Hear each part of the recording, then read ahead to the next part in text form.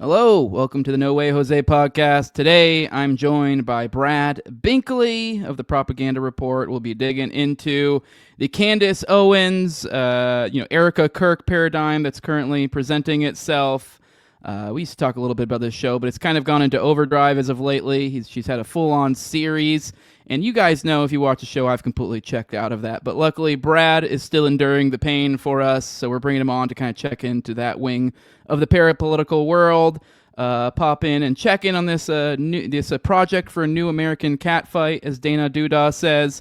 And with that, we're going to play her intro of Project for a New American Catfight, and we'll see you in the show. Good evening, everybody. My name is John Mappin, and on behalf of my wife and myself, I'd like to welcome everybody here this evening.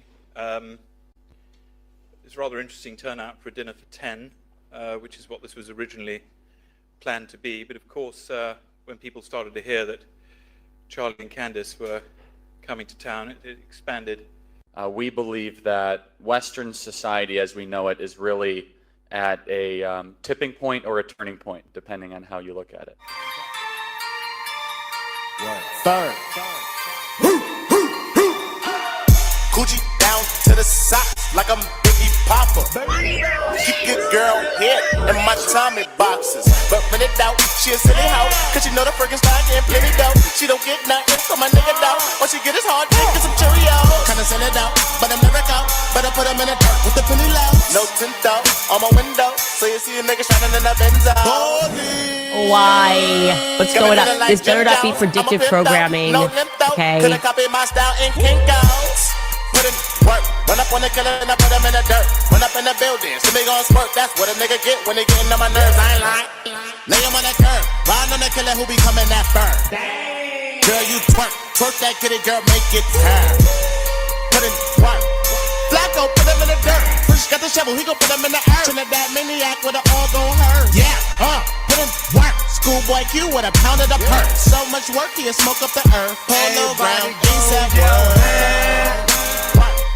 That ain't Kanye, nope, that's Montana. A loose cannon.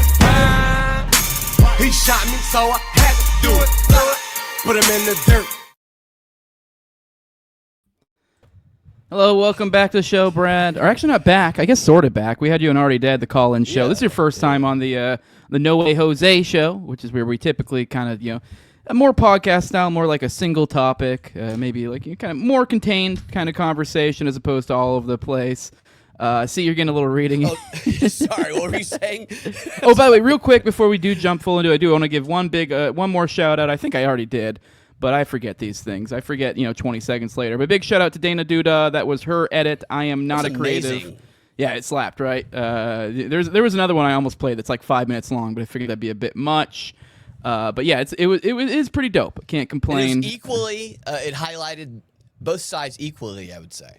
Yeah, which is an important point, I guess, before we get into it, because I feel like this is kind of, this has elicited a binary brain response when it's come to this, Really this has. whole, It's crazy. this whole Candace Owens, Erika Kirk thing. In that, like, everyone's kind of trying to take a side, and I don't know. I'm assuming you're kind of the same place as me, where I think they both glow. So I mean, it's just a matter of how much. I was just thinking, what weird characters we have in our reality right now that are commanding so much attention from people. It's all very strange. And that organization, and Candace, who worked for that organization, by the way, was still getting paid by that organization up until December of last year. A lot of people don't realize that, but like, I've been highlighting them as what I do is like I deconstruct propaganda and like highlight grifters and stuff, because my whole philosophy is like the best way to kind of protect yourself from a grifter is to understand the tactics and techniques, and when you experience them and you see them, then it kind of becomes real, and you can next time, because we can get all the literature we want, but until we're conned ourselves, which I have been when I was younger, and that's what helped me kind of learn this shit, we can't know. And when I see that shit, these are the some of the top fucking grifters, and they have been for like 5 years for me. And so I'm not doing anything different than I've been doing. And it's just that the culture has changed, and you pointed out right there, I don't give a shit about the outcome of all of, like, who killed him, what are they going to determine that happened. It's the erosion of thinking And everybody in the alternative media, like, we got all these people. They came to us because they lost trust in the mainstream media. And they needed people that they could believe in that weren't going to con them. And now we have some of the same people who were very, methodical in their thought process and asked good questions and had good discussions, doing the exact same thing that the mainstream media did. Anytime there's any sort of disagreement at all about what's going on, there's no room for, like, I feel for me personally, like the position that I've taken and you've taken, it sounds like, where I'm neither a Zionist shill getting 7K. I don't like Ben Shapiro. Erika, Kirk, the whole thing's weird. All the organizations, that's what that organization is. It's been a culty, weird organization since the beginning. It's probably why Candace was attracted to it. And yet now, if you say the same thing that you always said, and this is what pisses me off, something that I've said for many years about these organizations or Candace, if once it's said by somebody like Ben Shapiro or the other guy that what's the other guy's name that used to run the Daily Wire? Jeremy Boring. Yeah, Boring. Once they say it, then even if it's true, it becomes discredited. So I'll say the same thing I've always said, and then now I'll say it, and they'll go, "Oh, you're just getting a talking point down from." I'm like, no, I'm not. And this is like I talk a lot about like propaganda, and we're sent these individuals, these cult personalities. One could say you report on it. Right, yeah, right. To appeal to us and to appeal to our identities and make us. We like that guy. He's liking me. And I tell people, I think Trump is a funny guy. I think he'd be a great touring stand-up comedian, and I might otherwise be inclined to believe him more quicker than I would like Hillary, or Kamala, who I'm gonna probably disagree with anyway. That's why I have to criticize him and analyze what he does more, because that's where the lies are going to come from. And the opposite of that is, if you want to get a group of people to disbelieve something that's true, then put it in the mouth of someone they hate. And that happens sometimes with this situation. And everybody tells truths or gets things wrong. Nobody's always right or wrong. And so I just see these things happening where it's like, Ben Shapiro will say something, he'll be fucking jerking off to the Iran war, and then he'll say something that's true, and it's fucking discredited in this group of people that I'm among, because he said it. And that really fucking pisses me off. And I just vomited all over you to start the show. I apologize. No, you're good. You hit on a point I've been really driving at these days. Kind of it's something I've noticed that you just totally pointed out, that with this new media dynamic that we have, with what was like seemingly with Trump coming in, the dying of the old media, we had the new media be rushed in. These people who kind of seated themselves in the in-between, like I guess a good example of this would be like the Tim Pools. But there are other characters. Not everyone's as sinister as others, but people have like kind of positioned themselves in this like in-between respectability spot, if that makes sense, where they're like sort of like with the hip with the kids, but then also like they say the right things just to be able to get by with the whether it's their YouTube audience or their general audience or whatever. They may be slow to criticize things like Israel or even Donald Trump or just like establishment figures. And there's been this weird thing where it's become this like discrediting of the new media. Because people like me and you get kind of lumped in with this crew. Exactly right. And now so they're like almost the in between. And the example, Tripoli always uses it, like the safe, dangerous, safe, whatever. And it's like it's skewed. And so now we are like, I guess you could say, we're all Candace Owens in their eyes. Yeah. So, but anyways, point being is they've shifted, they've discredited the new media, and in a weird, bizarre way, I've actually been noticing that the establishment media has actually been kind of pretty solid as of late. And that, dude, so you're hitting on something exactly. Like, this is what they're doing, and this has been a World Economic Forum plan for like 4 years, since 2021. They lost all credibility through COVID because they blatantly lied. And then you had people telling the truth. You had people like going out and providing real evidence-based claims and just trying to be as earnest and honest as possible while the mainstream is just blatantly full of shit. And so people fled. And in this clip from 2021 at the World Economic Forum, I can't remember the woman's name, but she's talking to Klaus Schwab. She says, Never before in history have the world's elites been more united in purpose, while at the same time, never before have the people of the world distrusted the elites collectively more. So if we want to continue to shape our agenda and be able to accomplish our goals, we have to win back the trust of the people. And moving forward, there has been nothing but how do you destroy distrust in this field and that field, and culminating to 2024, where the entire World Economic Forum theme, the title, was based on winning back trust. And then we started to see these mainstream media people, they would get laid off, and then the joke became, when are they going to start their podcast? When are they going to go to the basement and pretend that they don't have 15 producers behind the camera and that they're trying to do it all themselves like us? Like we saw Joy Reid, Chris Cuomo, Jim Acosta, excuse me. Alex Acosta is a prosecutor. And all of these people, so they send people to infiltrate the forum or the arena where the trust is gone, to try and pretend, to try to mimic our authenticity is the idea. And while at the same time, and what we're seeing now is sending people to destroy the credibility that's been built up by attaching us to this is why I harp on this shit. And I try to get through the noise on it, because it's like, I'm not saying shit about Candace because I disagree with everything she says. She says some true things. What I'm saying is a lot of true things, honestly. A lot yeah, that I very much agree with. Completely. And if anything, that's kind of my concern, is a lot of people get caught up in that, and then and also the incentives are in place where it's like, if you want that algo to play with you, run some Candace slop, run some Candace. Candace slop, dude. I love that. I love that. Yeah, I can't. Like, I hear Fed slop, and I just punch myself in the face when I hear that term thrown around so much. But yeah, so it almost feels like she'll start a show. She'll be like, "Yeah, the moon landing. Oh my God, really? And JFK assassination. All right, guys, let's."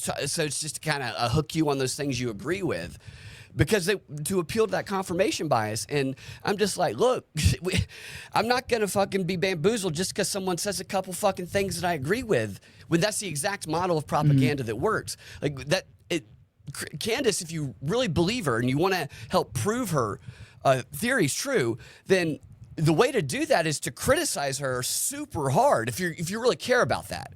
But people don't really care about that right now on either side of it. And I always feel like I need to qualify to be like, Ben Shapiro's a cocksucker, don't like him.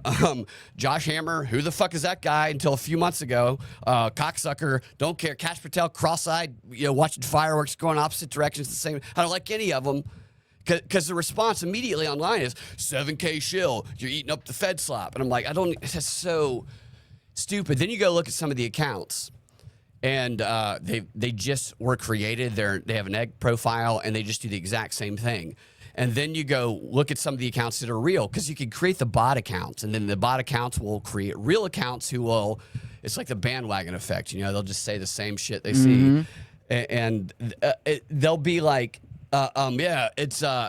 Look, we're being silenced and shit. And meanwhile, I've gone on a number of shows where I've been like the only person, because I know that people are like, hey, I know she's lying or being deceitful about some things, but I'm glad she's exposing Israel. And I'm like, so the ends justify the means, you're saying. And they're like, yeah, well, just like you rail against when it comes to communists, like a few years ago. And so it's just, I'm not. Yeah, think about how awful anti-communists have been. If you see anti-communists in someone's profile, you can almost assume they're absolutely awful, and they've probably fallen for the Zionist nonsense. So, yeah to your point. But they're like, well, they're against communism. You're like, cool, that's wonderful. Right. I bet you they're against slavery, too. Right. Maybe you like dogs. I like dogs also. I'm not going to fucking agree with you on everything. Yeah, if you start giving me this like schizophrenic fucking the Egyptian planes and then I go to look for receipts and I'm like, it's wild, dude. What is here? Nothing. One of the women that, like, I think Shamham is her name on Twitter. So this is a woman, a British woman, who bought the data that has been shared by a lot of people, and early on was shared widely by Ian Carroll and Candace as, look here, it's proof, because she was she looks at what's going on, and she has the resources to capitalize. It's like a elaborate, crazy marketing data thing that she's able to capitalize on and turn into some of these talking points. And this woman was a huge Candace, like all in the beginning, because I went back and read some of her posts because I found her progression interesting. She was like, I had a friend that died and I wanted to find out what the truth was because I felt like we didn't know what really happened. And so I sympathized with Candace and I would like to help her. And this seems like a very genuine person to me, this woman does. And so she would, in earnest, seemingly say, I have this data, and then Ian Carroll would share it, Candace would share it, and they would promote it. And then Candace would make a claim about the Egyptian planes. Been following Erika for however long, which is an interesting way to, it seems like a waste of resources because there's a lot of easier tracking mechanisms. That's probably a Zionist shill talking point. So no, we're gonna attach a satellite plane to them for everywhere they fucking go. That makes more sense. And it's that lack of explanation for these things that she just says in a tone like that makes sense, and so she doesn't have to explain it. That's her skill, is saying things that make no sense and have no logic in a tone that is like, this is an absolute truth that only a Zionist fucking shill would disagree with. And I'm very serious. She's very good at that. But this woman noticed when Candace posted a screenshot on one of her shows, here's my spreadsheet, and you could barely see it, you know, but she zoomed in on it and she had gone through what was in that, and she tagged Ian Carroll and she tagged Candace. And she was like, hey, I don't know. I think maybe a mommy sleuth sent you some bad data. Maybe they're trying to set you up. Like she was trying to help her. Like I think maybe you're trying to be set up. Because this is not correct what you're saying. There's not been this 60%, year. Actually, I went through all of them, she said. And this woman who was one of her biggest supporters was trying to help Candace by debunking something that Candace was asserting as truth. And what happened to her? She fucking got attacked by all of these people who were, based on evidence that she had presented before that, celebrating Candace's theories. And that, to me, when I saw her posting that, I did comment on one of them. I was like, look, I don't, we disagree in a lot of things, but like the fact that you are, I know that, first thing I said is Ian Carroll's not going to respond to you, okay? Because she was like, can you get some attention to this? I'm trying to help Candace. You're misunderstanding his motives, in my opinion, but why would she believe he wouldn't? He responded previously when she was supporting the confirmation bias, the profitability that they were running off of. But this time she wasn't, and so I was like, you're kind of restoring my faith in humanity by being someone who I was on the opposite position of this, and doing the actual investigative work and thinking to bring truth to it. And she did respond to me, and she got attacked, and I felt so bad for her, and she like went dark. And it's crazy to me, and that's the problem I have with it, is this erosion of thinking, man. It's like, if Candace is right about all this shit, if everything she says is right, then my response would be, wow, that's crazy. I mean, you're exactly right. You're still a con artist, and you always have been, and that you have to use truth to that. So I analyze fucking content, not the mouths they come out of, because once we connect it to that, we're fucked. Yeah, and I think going back to the point of like the current paradigm of the media, I think it's interesting to notice, as you said, like there was this issue of credibility, and so they need to rectify it. So I think one thing I pointed out is that mainstream media has actually been putting out solid work. Right. For some reason, I don't know if we talked about this and I already did, but like CBS, which is owned by Barry Weiss and David Ellison, complete Zionists, and just done some crazy stuff in the past. Playing cover for Zionists. They've actually been publishing some solid Epstein stuff, and which I joke that that was, I think that might have been kind of the wink across the ocean of like, hey bitch, we're going to war. But I don't know. Right. But on the other hand, it also it kind of, well, not even on the other hand, it also works as boosting their credibility, bolstering their credibility, which we're seeing from the mainstream media.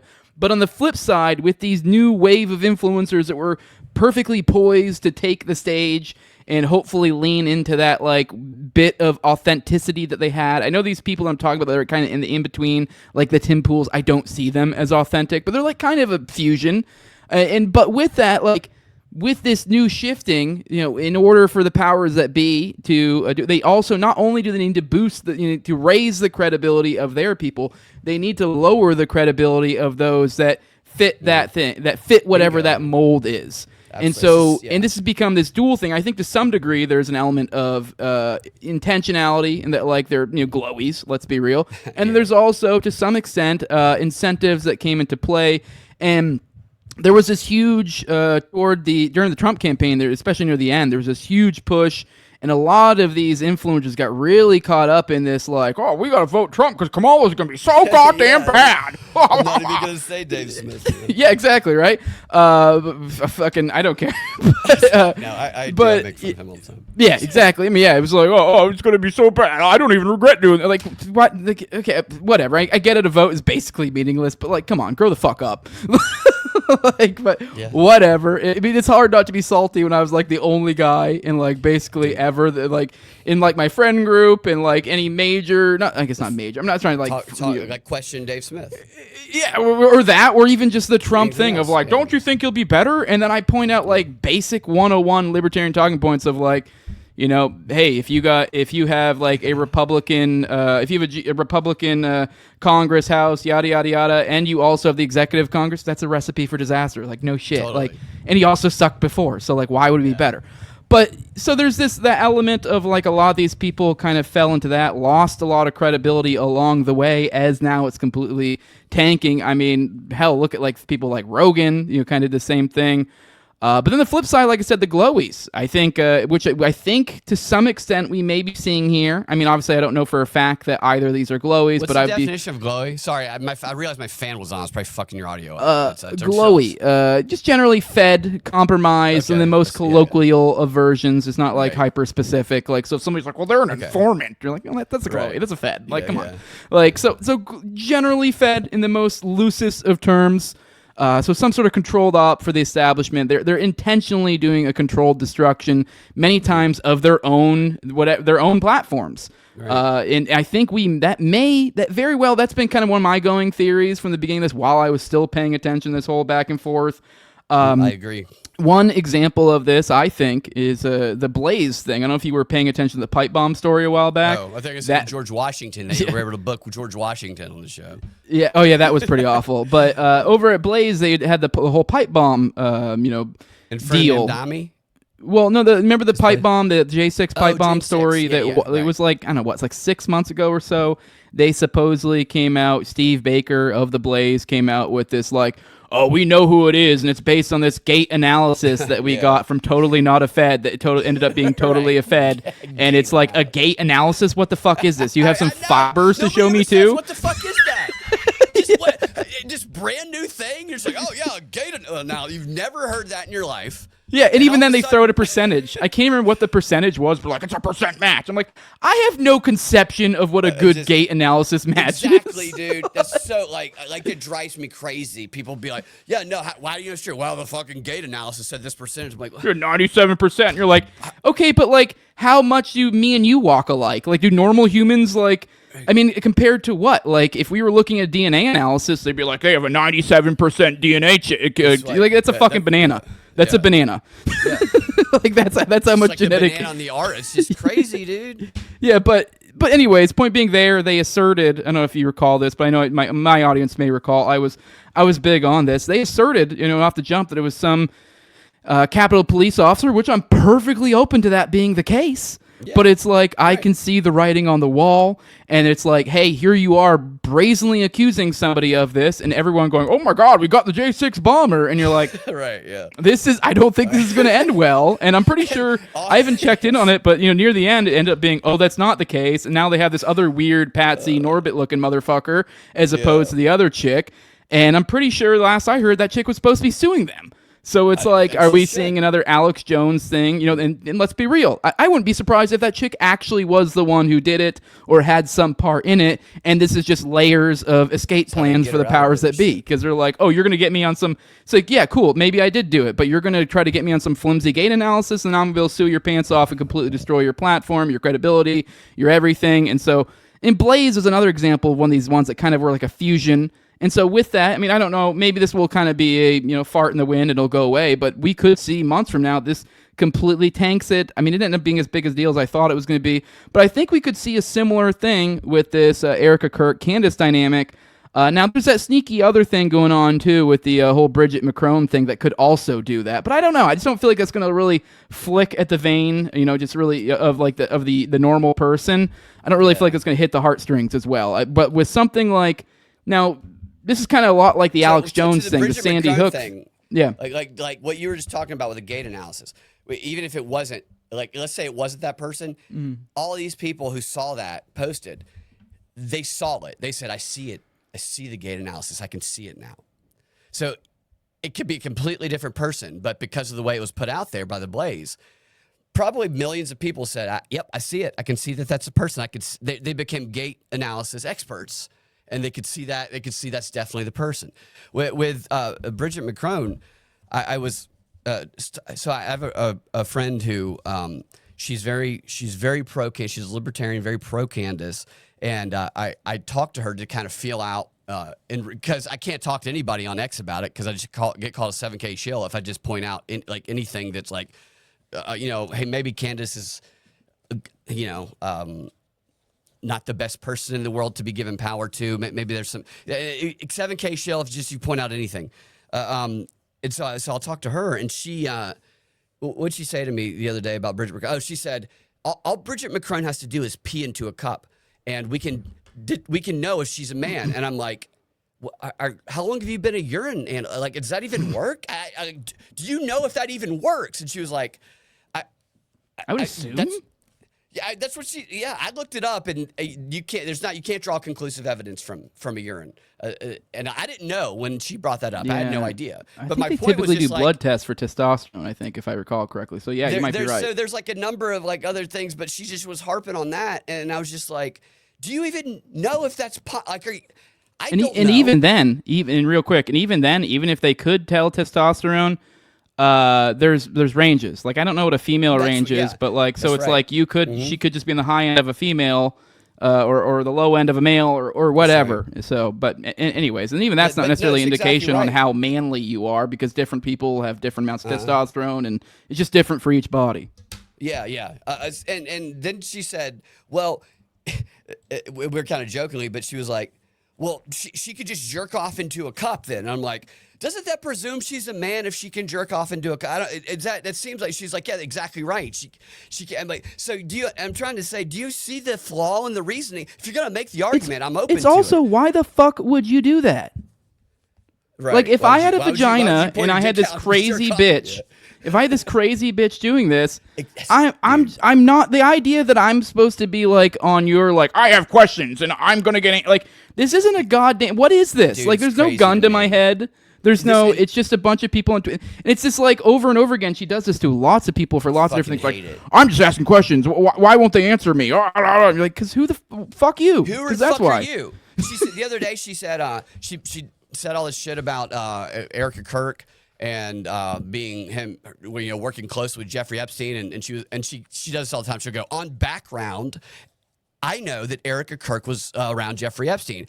So. Using a journalist term in the wrong way, knowing her audience, just doesn't ever look anything up at all, and never citing a source. And she's like, and so I sent Erika a message. I sent her multiple messages, and she describes harassing people who, why would you want to talk to her? She was arrested for harassing people when she was in high school, actually. And she says, wouldn't it be very easy for her to just be like, no, I didn't. I didn't work. Well, why? But yet she hasn't said anything to me, and that's very interesting to me. Why wouldn't she say it? And so I'm like, I emailed Candace, and I said, Candace, I got it on background that you worked with Jeffrey Epstein. And you groom children, and I emailed that to, and I'm like, and she hasn't emailed me back, and that's very interesting to me and evidence of guilt. Like that's the parallel reasoning there. That if I say it is completely ridiculous, but she says it's evidence of guilt, and that's what that's what pisses me off, is that short circuiting in the critical thought process. That is why the alternative media gained trust during COVID, and why we're losing it now. Mm. Yeah, but as I was kind of making the parallel for the destructions, I think like one other example to look at would be the Sandy Hook thing. which has way more parallels than maybe many people would like to be comfortable. I would recommend Dana Duda's work for that. But anyways, that aside, for I guess a little refresher for people who forget, AJ supposedly, I don't really know. I don't really care the specifics. I didn't watch a show like that. I still don't watch a show really ever. So I don't know to what degree he really was making certain claims or not. I don't even really care particularly. A lot of people, this is kind of like almost like a good litmus test for how big of a homo you are. If you like feel the need to be like, oh, well, he was, that was so awful. He was, like, shut the fuck up. Like, shut up. Like, was it true? Was it not? I don't know. This weird pearl clutching, but whatever. That's an aside for me. I guess that kind of goes to those like establishment, those semi-establishment. Like that's another one of those ones that like, where are you on this towing the line on the Alex Jones thing? Are you still doing this weird? I mean, I guess maybe it's more like 3, 4, 5 years ago, but some people still do it where they'll like do the weird caveat, be like, I can't believe he did this. And I'm like, dude, shut up. Like, shut up. Anyways, that aside, I still have issues with that whole larger thing, mostly because how it shook out, but not for like that reason. This like, oh God, he did these like awful things beyond the pale. Maybe he did. I don't know. It just is kind of whatever. People make crazy claims. That's kind of beside the point. It kind of, to me, that leans a little bit into the censorious, paradigm, but.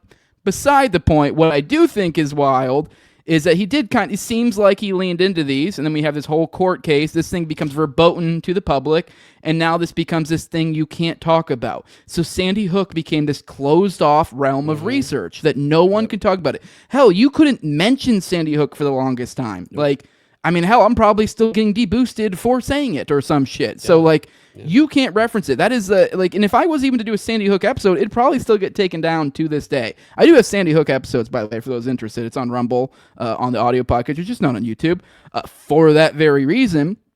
And it almost seems like we're going to perhaps see a damn near perfect recreation of it. Now, Alex, his thing was he was pushing the like, oh, or people say he was pushing. I don't really know to what degree, whatever.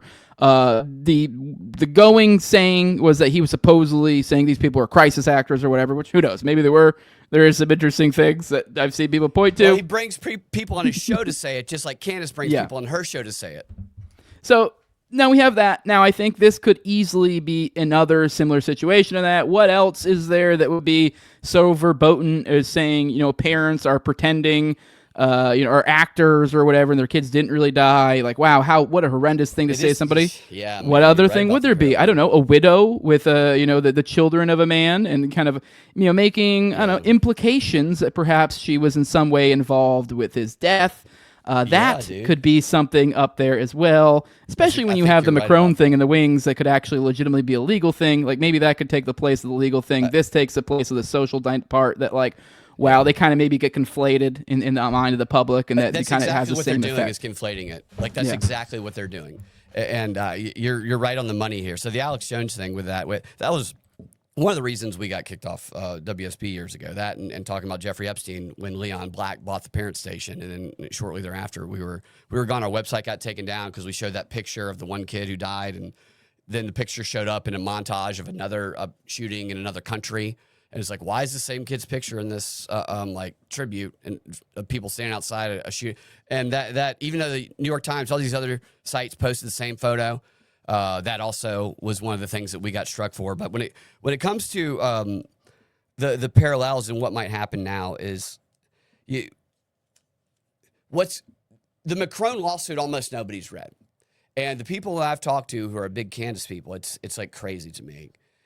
Because one of them told me she was trying to describe to me why she has the best judgment about this. She's like, I got 100s when I was younger in reading comprehension, even though a few minutes earlier she just told me that she doesn't read, and I was because she's just tired of reading. And I was like, but you said you don't read. And even though I asked her if she had read the indictment for Tyler Robinson, or I'm not saying I agree with it, but I was just putting information out there. She wasn't even aware of it. And she's like, what? No, what are you talking about? And she was saying, I can analyze the information in front of me. And I'm like, but you just said you don't read any of these things. And all that information is coming from Candace.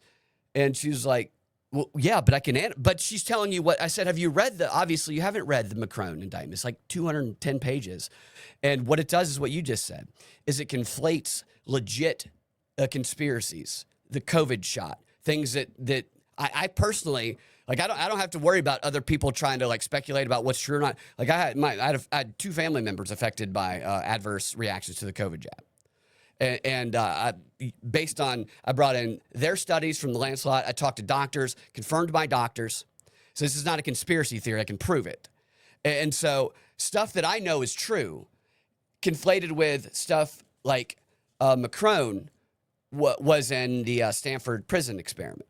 And people, they focus on, does she have a dick or not? There's like a bunch of different claims that she made that are part of this defamation. I think you could actually throw that one out and she could still lose. And what's going to happen, I think she's going to lose, this is going to become a precedent for free speech. And laced through this entire narrative in that document is that all of these conspiracies, even ones that I know have been proven true, it's anti-Semitic hate speech. So conspiracy equals anti-Semitic hate speech. And then you see Candace going to these extremes, saying things that blow up on YouTube that nobody else can say. And you see people on Twitter. You've never been able to criticize Bibi Netanyahu in Israel more than you can right now on Twitter. And I'm telling you, everybody who is propping Candace, that's why I'm saying stop just doing these default reactions. I'm trying to tell somebody, I'm like, guys, you're ushering in your own demise by propping this woman up who's just going to move to the UK once she destroys our ability to question shit. And Bibi Netanyahu, this is the first question I asked when I was thinking about this a while back. I was like, does Bibi Netanyahu want this to stop or continue? And after I started reading that document and realizing that Candace, like, she words things strangely, oftentimes strangely in a way where it's like, me personally, I'm one of those guys where when people say racism, anti-Semitism, I just I just roll my fucking eyes. I think it's all retarded.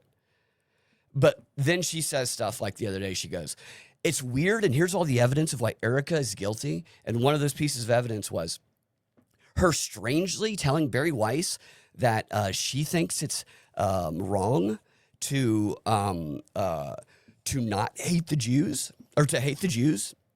And I'm just like, if she had said that it's wrong to criticize them and that's anti-Semitic, I would have agreed with her. But she very specifically said it's weird that she said that she feels that it's wrong to have hatred towards the Jews, implying that it's right to have hatred towards Jews, which is not my definition, but that's literally what their definition of anti-Semitism is.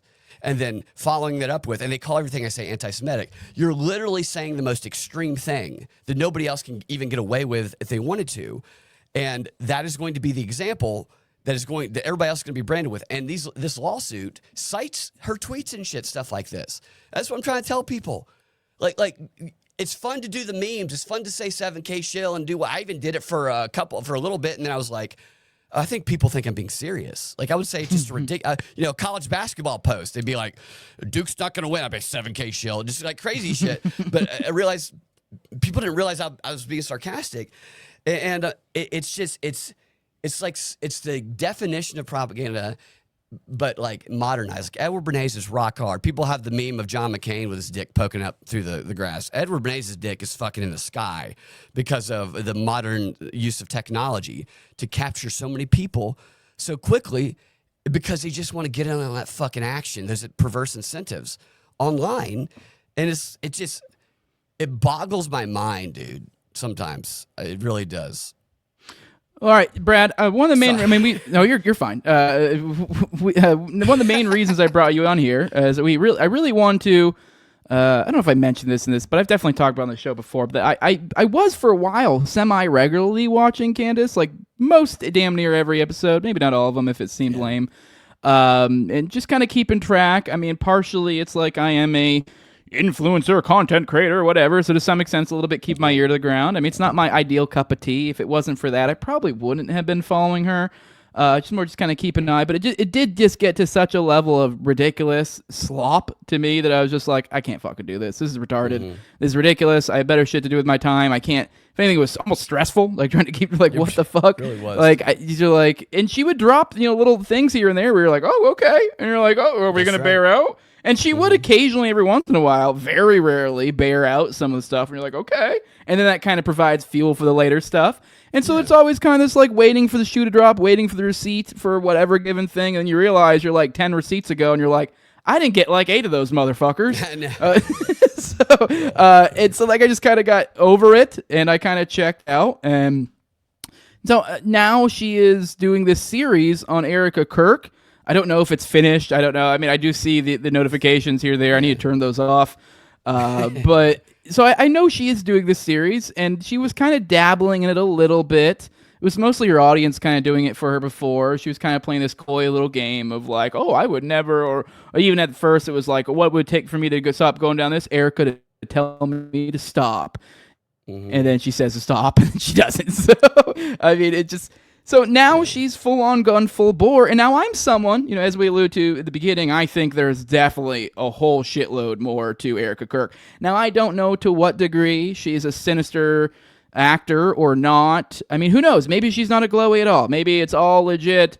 I mean, it looks like at the very least she's something. Like maybe she's just being used by people, but I think it's arranged marriage, very obviously, in my opinion. Exactly. Yeah. But now we could kind of sit here and do both, but I kind of want to hone in on Erika. I mean, I've already done an episode with Dana Duda. I think it's called like the TPUSA conspiracy. She's the one that exposed her, like, because you brought Sandy Hook and dad. Yeah. So I already did an episode with her. It was pretty well received. So you guys go check it out. I believe it's called like TPUSA conspiracy, and that kind of focused more on the spooky stuff about Candace, with maybe a little bit of side kind of focus on the TPUSA, maybe a little bit Charlie, but mostly Candace. We've already kind of done that in the show, so I'm not going to go through all that. So I know a lot of people might see us going into all this Erika and be like, do the whole binary brain. I've already done the other thing, but I want to dig a little bit into, and I've also done a lot on like say mostly my morning shows and stuff, kind of like the info dump shows. I've gone through some of the Erika Kirk stuff.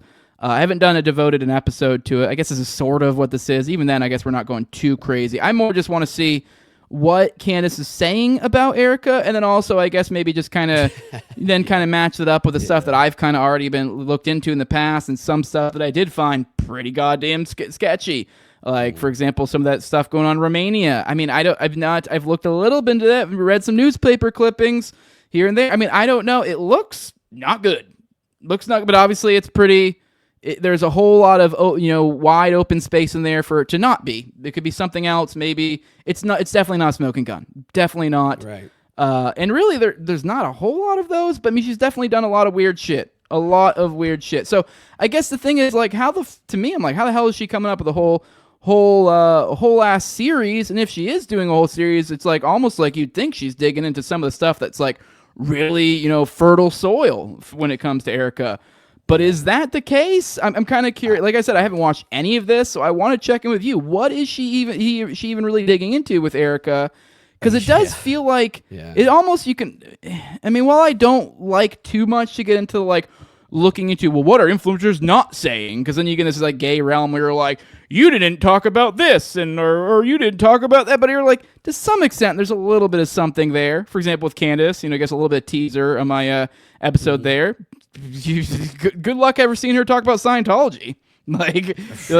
I'll be surprised when she goes down that route. I mean, John Mappin was in that intro, and that's one of her major donors. About Scientology, she's accused like Erika and TPUSA of Scientology.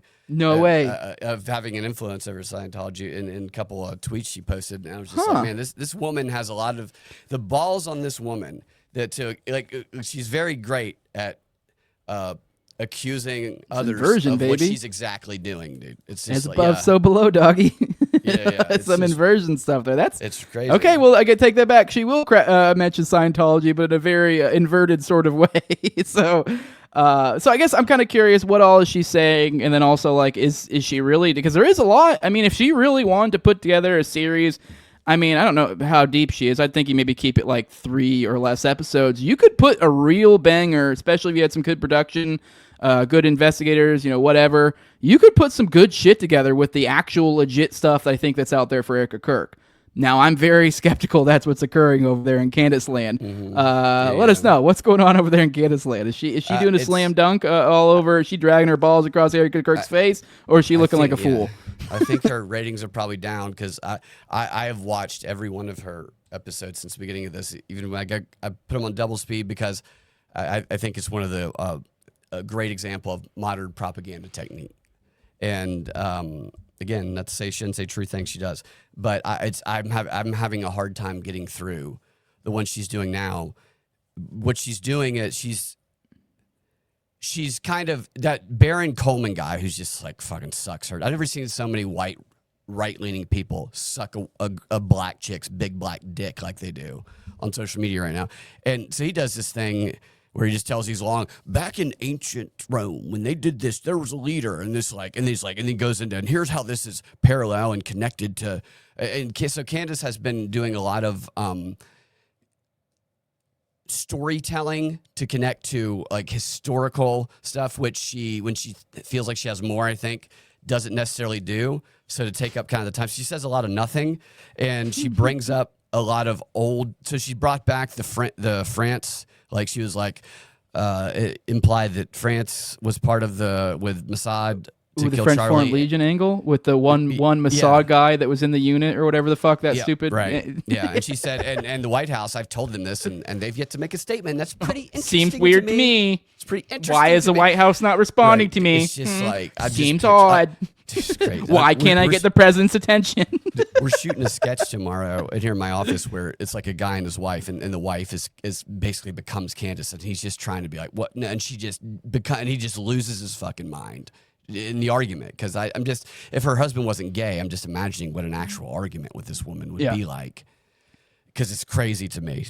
So the other stuff is Vince Lombardi. It was one story where she said that, I found out, and I know I'm sorry, football fans. I'm sorry to ruin football for you guys.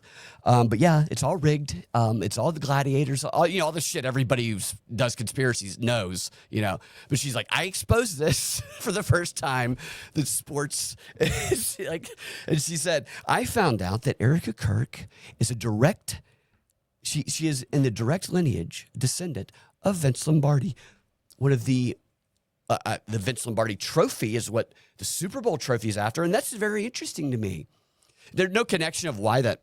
So this another thing about her is weird how everything's connected, right? It's just like she says these things that because people argue them back and forth, and I'm like, look, yeah, I personally I think there's a lot of evidence that's not true, but even if it was, I knew a guy related to Adam Sandler once.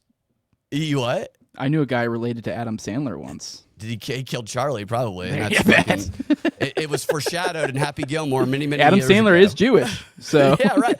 God damn it, we just solved it. Yeah, Adam Sandler killed Charlie Kirk. I like him so much too. Yeah, so he's the one Mossad guy in the French Foreign Legion unit. Yeah, that was him. There's like a photo. We can do one of those AI videos of where you take a picture. And then the picture comes to life. You just have Adam Sandler pop up behind somebody. Yeah, he does blend in perfectly in like urban environments. The way he dresses, he would be kind of a good spy. He's not one of those celebrities. You're like, oh look, there's Adam Sandler. We should fake a photo of Adam Sandler at Utah on the Valley rooftop. University. Yeah.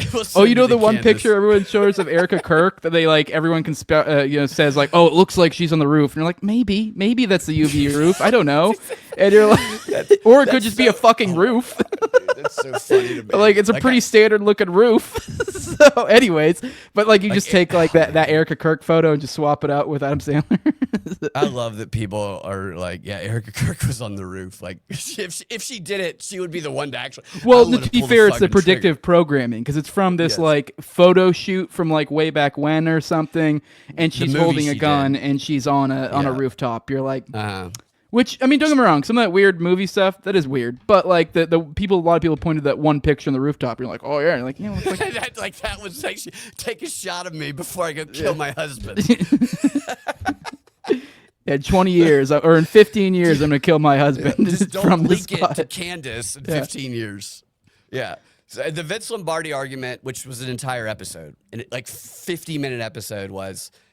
And this was what was like, when she said that, and she said, because Charlie said it was so.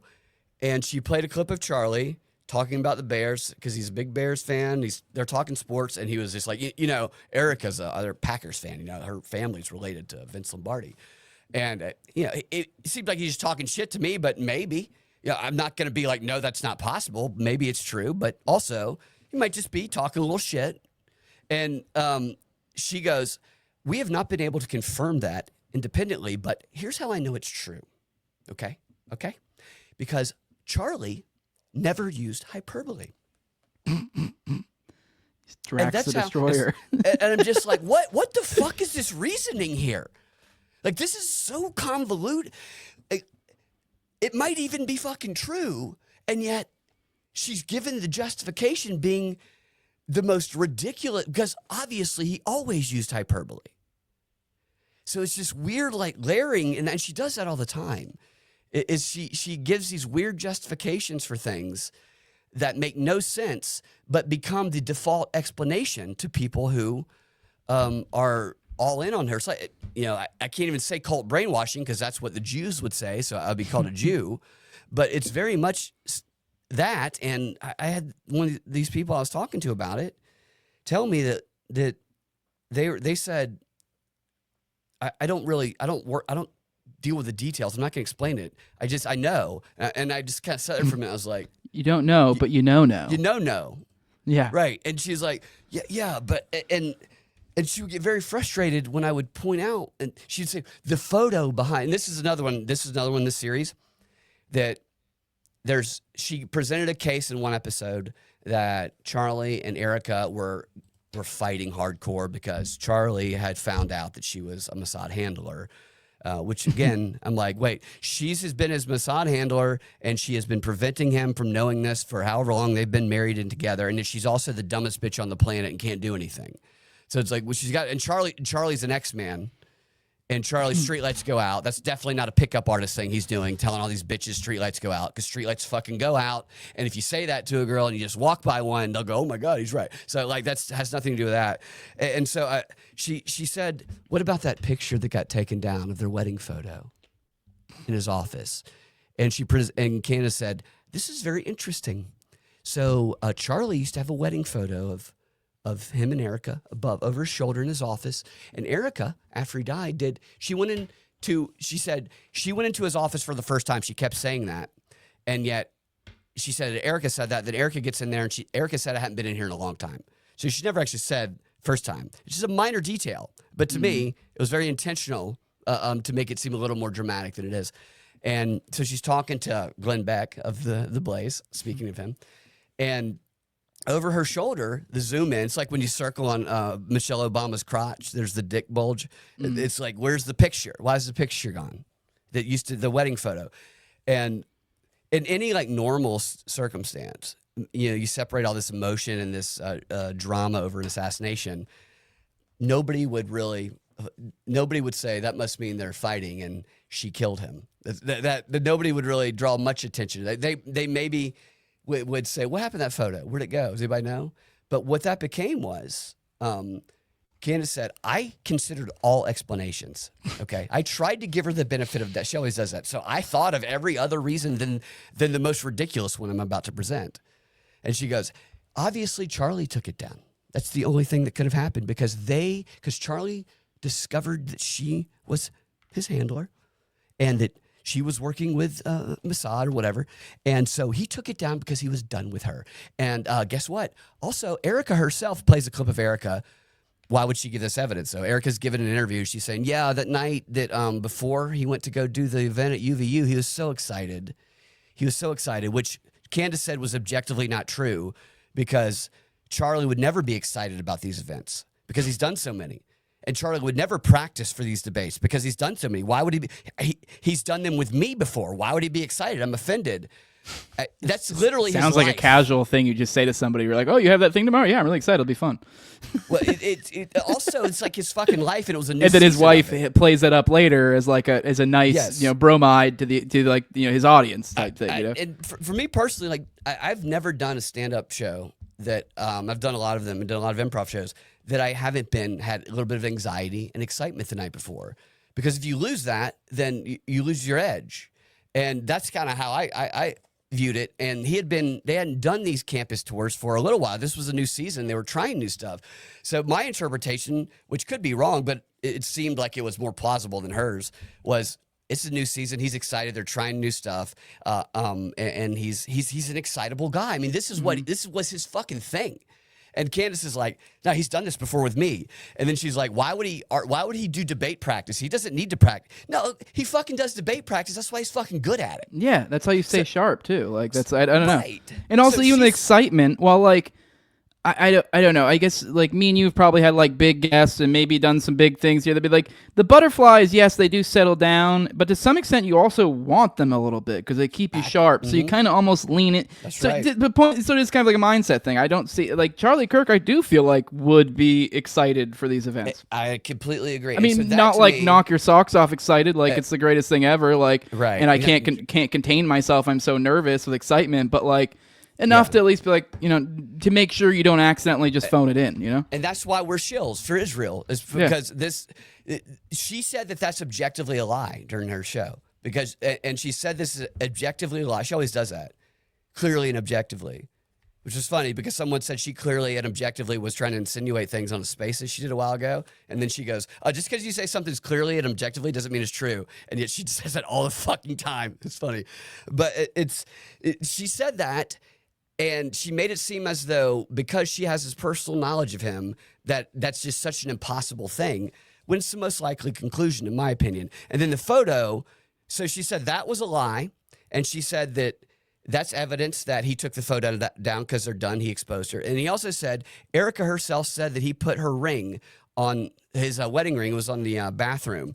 Because Erika was like, he got up to get his wedding ring. He had taken it off. Why would he go get it if he's done with her? Why would he put it back on? And her explanation for that was, guys, I don't know any men that take their wedding ring off. Like Charlie was also a guy, by the way, who could sleep in his boots. Okay. So, maybe there's some guys who have like janky rings who take them off, but I don't know anyone who does that. So that's obviously weird. And also, why was their daughter awake at 3 a.m? Their 3-year-old. I used to take my ring off all the time. That's why I don't have one. I have a tattoo now. That's exactly my thought, is that that's not an abnormal thing. I mean, I will grant him that I don't really see why he would, because like my reason was as a mechanic, so I actually broke a couple rings. So like, and like you're not supposed to wear rings when you're doing like mechanic stuff, anyways, because it's a safety hazard. So, anyways, but like Charlie Kirk is just some desk fag. So I mean, I don't know. Like I don't understand why he wouldn't just keep a ring. But either way, whatever. So I agree with you there. My point in bringing that up is that I don't know what the answer is. I just know that there's other explanations that could be considered that are just you're being called a shill if you bring it up. And that's my problem with it, is it ends the discussion about it. And I don't care what the answer is, but don't tell me I'm stupid for thinking about these very plausible other explanations that aren't that. And then she said, why is a 3-year-old kid up at 3 a.m? And again, this is all her evidence, the entire fucking episode. They do it all the fucking time. You ever had a 3-year-old? I've had two of them that like. Yeah.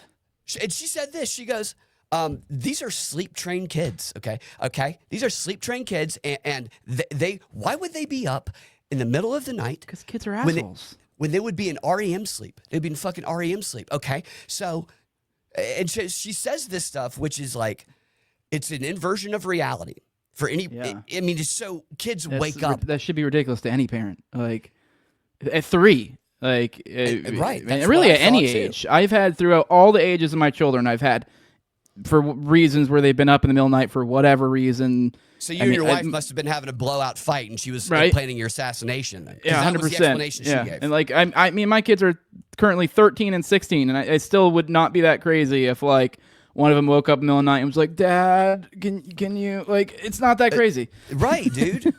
Right. And so this is the type of shit that I'm talking about. Like, you say something that I agree with, and I'm like, okay, I totally agree with that, and I think it should be looked into. And then you make this argument that she was part of it, and she killed him, And here's the evidence, starting with the picture that got taken down. Obviously, Charlie took it down because he was done, and that's evidenced by the ring being taken off, because that's nobody ever does that, and that's evidenced by the kid being awake at 3 a.m. Only could have been awake if they were having a shout-out, blowout argument. There's only an explanation. I'm like, all of these things, none of them are abnormal.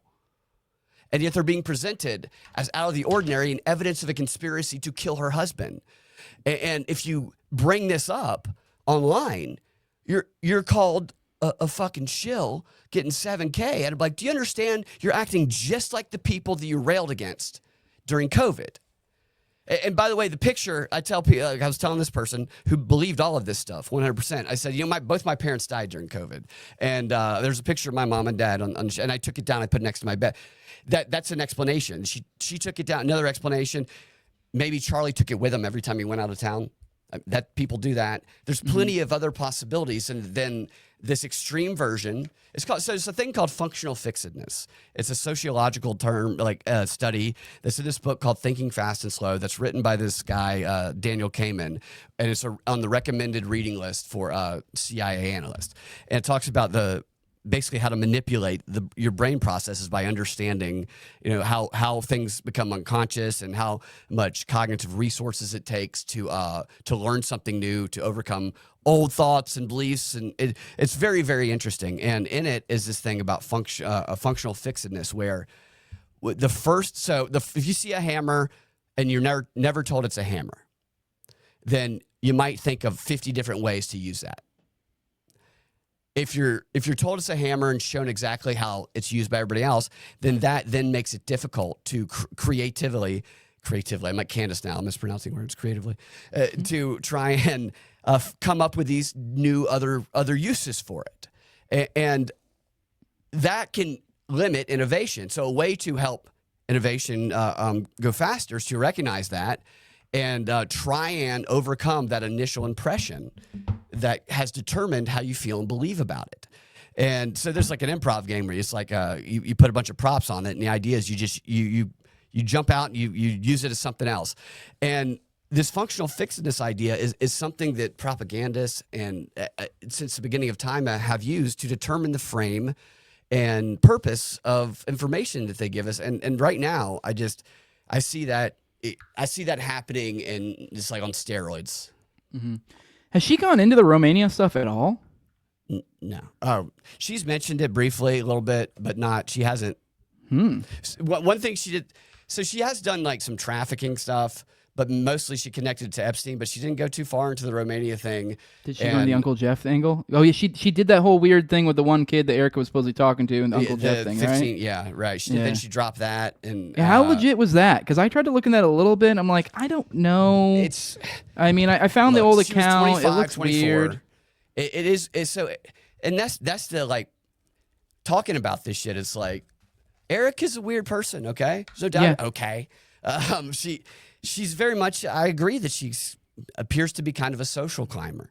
And she has wanted to be famous just like Candace. Candace definitely wanted to be famous, like, for a very long time. And Erika has,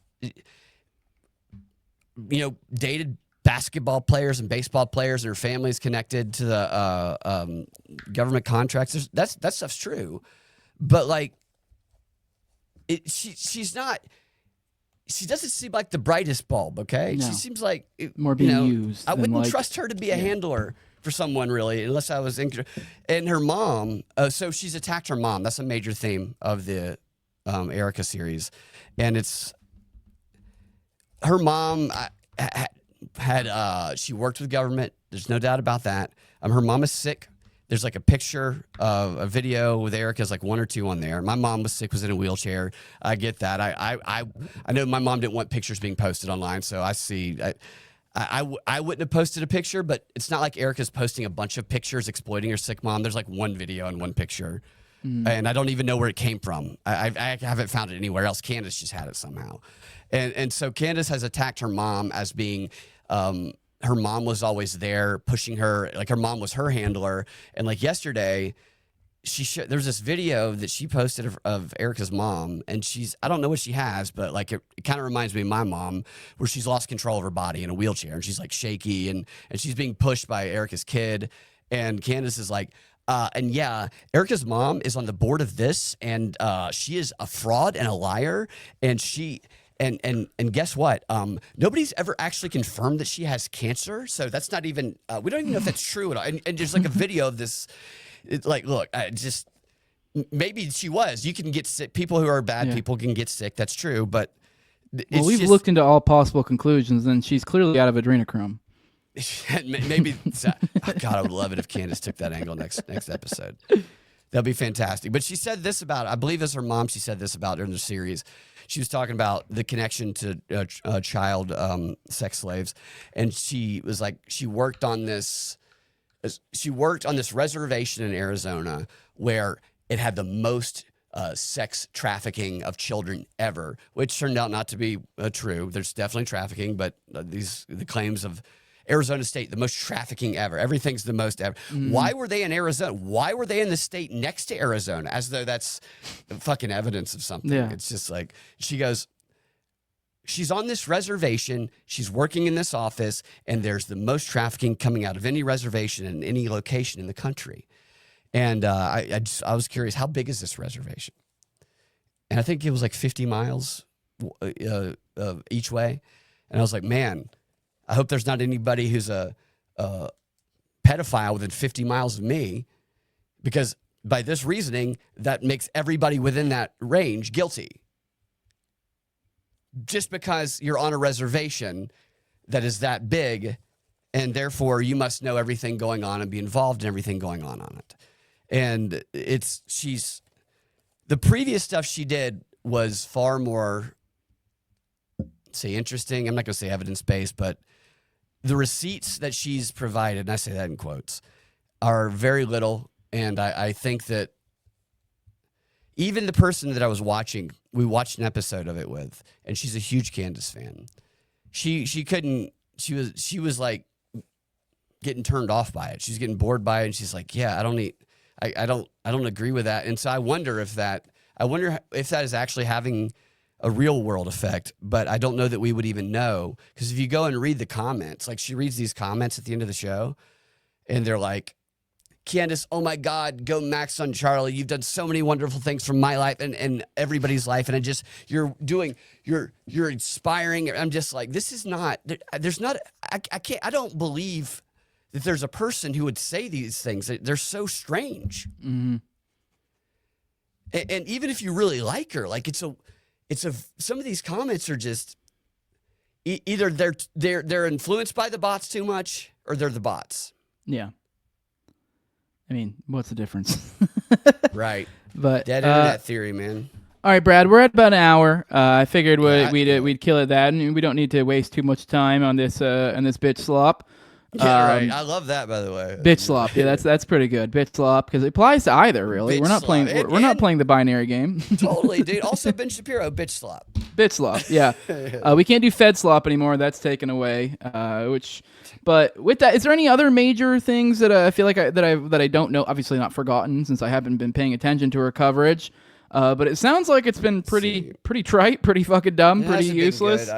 So like, I'm a little disappointed in her. Actually, give me something. I mean, like I said, there's juicy stuff there. Like there is a banger series to be had there. And with her, propaganda abilities, I'm like, so it's almost like, are you being caged to some degree? Like, is there certain things you're not allowed to touch on? Maybe. What the fuck is this? I mean, I've theorized that, it could just as easily be these guys are in cahoots. Like, I don't know that for sure, obviously, but it's like, to some degree, they're kind of both benefiting from this. I would agree with that. So is Ben Shapiro in the news today, where he asked as one guy, why don't you say her name? Why don't you? I demand that you, Jeremy Boring, or not Jeremy Boring, the other guy with the hair who's on Daily Wire. He's like Walsh. God. Yeah, not Walsh. Yeah, not Walsh. The other one, Knowles, that guy. Yeah. And he was like, "Are you not gonna? You won't even denounce her." So this demanding that you denounce something, which I think is completely stupid. That to me just it was their first episode of their new show where they confront each other. And I'm like, this is marketing, is what this is. This is marketing. He's benefiting from this whole thing, just like Candace is. And he paid to the credibility thing. He's the first time he got some legit applause recently. I forget what event it was, but where he was going hard in the paint on Candace, and he was And I got to say, the shit he was going on, I'm like, I 100% fucking agree with him. Fucking right, dude. And now we can't ever say it again, or we'll be called Ben fucking Shapiro. That's how you discredit true things out of the mouths of people who the certain groups don't like. What I like to do is I gauge the opinion on the people I know who support her. Is I just like to see the reasoning that they take from her and regurgitate, and maybe don't even realize it. And it's like those are the things that are kind of burning in their brain. And there was one that kind of threw me the other day, where I brought up. She said, "You don't really think that Candace was in love with Charlie?" I was like, "Yeah, I think I do personally. I think she's in love. I think that she's. I think that she hates Erika. I don't know if she knows or she knows that she's being used to silence, to censor people, and not allow people to question Israel online anymore. That's what she's being used for, in my opinion. Maybe she's in on it, maybe she doesn't care. She's going to move to the UK either way. By the way, also, people are like, look at how she was doing the teleprompter. It's been obvious she's been doing the fucking teleprompter. All you gotta do is watch her eyes. She's reading. It's odd, but that's fine. Who cares? Why is it a thing? Oh, well, she criticized Joe Biden and other people before, and she mispronounces words, which then gets her more attention, but she didn't write the words, and she uses weird British phrases sometimes. I think her husband probably, or somebody from the UK, writes her scripts. And so I brought up, I was like, yeah, no, I think that, and I think her husband's gay. She used to write articles about how it's like cool, it's good to, you should marry a gay guy for business purposes, basically. And she was like, oh, no, I mean, but she got married before Charlie, so that's definitely not true. And I'm like, okay, but they got Charlie and Erika. I mean, you can go watch them say it themselves. They got together and were a couple before Candace ever met her husband, who's been accused of sexually harassing men. Okay. And then so is it not possible that maybe she saw she read the tea leaves on that, and she went ahead and said, fuck it, I'm going to go do what I've always said I was going to do. And then, so I looked this up on Twitter, because I was wondering if like that was something that she kind of came to herself, or she was influenced by it. And I just kind of searched bisexual, or not bisexual, I searched gay, and like verbatim what she said was everywhere. And then when I kind of pressed her on it, I was like, no, here's other reasons that there's at least enough evidence that he probably is gay. And this is, based on what she was arguing, I was providing an equal amount of evidence. And she stopped arguing with me, and she goes, what's your problem with bisexual people, is what she said to me. And I was like, what? And it took me a second. I go, wait, are you saying George Farmer's bisexual? And she was like, yeah. And I was like, so she was admitting, kind of. And I was like, I need to clear something up for you. A guy who bangs a bunch of dudes, you don't have sex with a girl once and call yourself, you're gay. Okay, you don't get to be bisexual. That's not a thing. But it was just so interesting to me, the admission of it. So I was searching that, and to her credit, I think that was when she came up with herself, because the only bisexual accusations are against Candace. Mm-hmm. Well, Brad, it's been an absolute pleasure having you. Thank you. I'm sorry that I vomit and stuff. Oh, you're fine. That's what I had you on here for. We're going to fill out the time. I got to get some content in here. Need you to yap away. And yap we did, talking about Candace and Erika, kind of digging into, has she done a goddamn thing at all? Doesn't sound like it. I know you guys go check out for yourself. I guess I wouldn't necessarily recommend watching her series. I checked out for this reason, and I actually have a vested interest in looking at this stuff, because as like content creator or whatever, this stuff comes up and I just can't stomach it. But with that, Brad, where can people find you at? You guys can find me at my website's propagandafight.com, and you want to get all the links to everything. I don't know, there's so many different platforms, but Twitter or X in my bio, no feet pics, but at Freedom Act Radio is my bio, and there is one of those LinkedIn things, not LinkedIn, whatever it's called, where it has all the links. And you get my YouTube, which is the Brad Binkley, Rumble, which is the Propaganda Report. I do a subscriber-only show with Austin Picard, your co-host, and Sam Tripoli, called Whatever This Is, where you can get that on Patreon and Locals. And we just, we're all schizos together, like you guys are. Not like you guys are. Austin introduced me to the term the Schizo Brothers that you did, and so I was like, I was envious of that. Yeah, he more coined that than I did, Schizo Bros. But we all have our different coined things. So. Right? Yeah. So that's it. That's where it is. And the Propaganda Report on all of the podcasting platforms. Thanks for having me on. I enjoy you because you go into the weeds of you're not binary. You know, like non-binary, the whole fucking social media. We're all non-binary. With that, guys, for those who want to support what I'm doing, leave a like, share, subscribe, comment, leave a 5-star review on iTunes or Spotify. You can find the show on YouTube, Rumble, all the major audio podcatchers, and Twitter as well. That's at Tower Gang Jose, the Twitter account. Everywhere else, it's the No Way Jose podcast. And then for those who want to support the show the best way you can do that with money over at patreon.com/NoWayJose2020. Here's the QR code right here for people who want to use that. You get a whole host of perks there. I give you guys access to early episodes. I try to do about 1 to 2 of them per week. This is one of them right here. I'll probably release this one a little bit earlier than normal, though, since it's kind of a somewhat current event-ish, sort of, not really. Usually I sit behind the paywall for a couple weeks, and I try to keep about 4 or so behind there. You also get access to ad-free RSS feed. You get access to Telegram. You get access to pre-show, post-show, and video calls. And me and Austin's weekly live call-in show, Already Dead, which is on Tuesdays at 9:30 p.m. Eastern. And I give a big shout out to my sponsors, which is the highest level of my Patreon. Every episode is a big thank you for their support. And my previous Ghost and Tower Gang, at Learn Toad, also at Brigade D's, at ZOVRCK, at _ Zeal, Tim Tull, at John Klebold. Big fan of the show, Tormay, at Wayne Tackless, 100 Car for Kids, No Free Lunch, Jack, Mark Vestibule, and Jacob Wintergrad of the Biblical Anarchy Podcast. And with that, guys, we'll see you on the next one. Pop in for my morning show, which is typically around 11 a.m. Monday through Friday. You can chat with me there, or just check out these paywalled episodes when they drop public. But with that, guys, we'll see you in the next one. Bye-bye.